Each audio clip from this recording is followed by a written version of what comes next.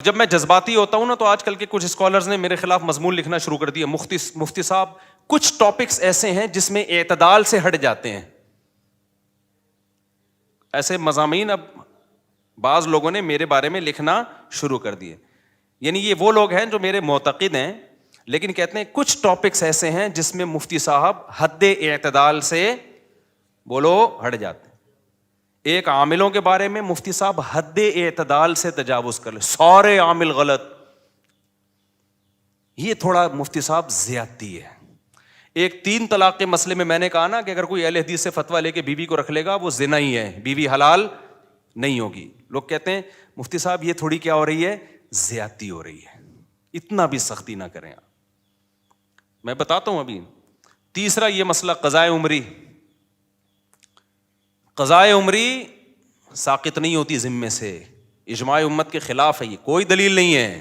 نماز سے بڑھ کر اسلام میں کوئی حکم بولو نہیں ہے. کسی مذہبی اسکالر نے فتویٰ دے دیا نا 10 سال کی نمازیں، اس سے بولو یہ تو نے فرض کی ہیں یا اللہ نے فرض کی ہیں؟ اللہ نے معاف کر دی ہیں، بتا بھائی اس کی کیا دلیل ہے تیرے پاس؟ قرضہ اللہ کا ہے اور معاف کوئی پروفیسر صاحب کر رہے ہیں یا کوئی اسکالر کر رہا ہے آج کا.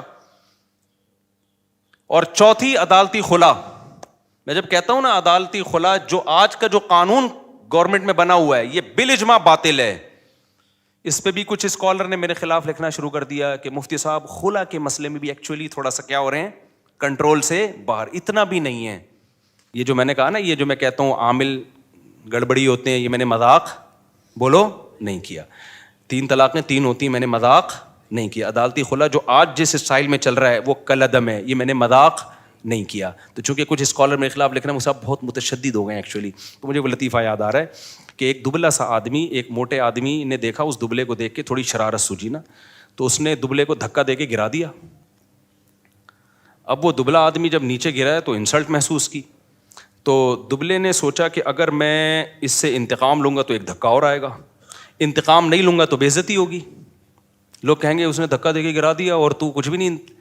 تو دبلے نے موٹے سے پوچھا کہ تم نے یہ سیریسلی یہ کیا یا مذاق کیا؟ اس کا خیال تھا وہ کہے گا میں نے مذاق کیا، تو میں کہوں گا چلو یار کوئی بات نہیں یار.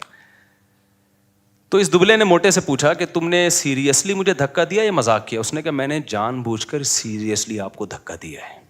مطلب یہ تھا کر لے کیا کرنا ہے.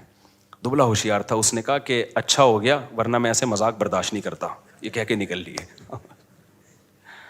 تو جیسے اس موٹے نے دبلے سے کہا تھا نا یہ میں نے مذاق نہیں کیا، یہ میں نے کیا کیا ہے.